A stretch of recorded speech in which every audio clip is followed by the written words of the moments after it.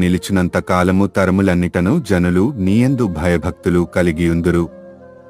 గడ్డికోసిన బీటిమీద కురియు వానవలెను, భూమిని తడుపు మంచి వర్షమువలెను అతడు విజయము చేయును. అతని దినములలో నీతిమంతులు వర్ధిల్లిదురు. చంద్రుడు లేకపోవు వరకు క్షేమాభివృద్ధి కలుగును. సముద్రము నుండి సముద్రము వరకు, యూఫ్రటీస్ నది మొదలుకొని భూదిగంతముల వరకు అతడు రాజ్యము చేయును. అరణ్యవాసులు అతనికి లోబడుదురు. అతని శత్రువులు మన్ను నాకెదరు. తర్షీషు రాజులు, ద్వీపముల రాజులు కప్పము చెల్లించెదరు. షేబరాజులను శెబారాజులను కానుకలు తీసుకుని వచ్చెదరు. రాజులందరూ అతనికి నమస్కారము చేసెదరు.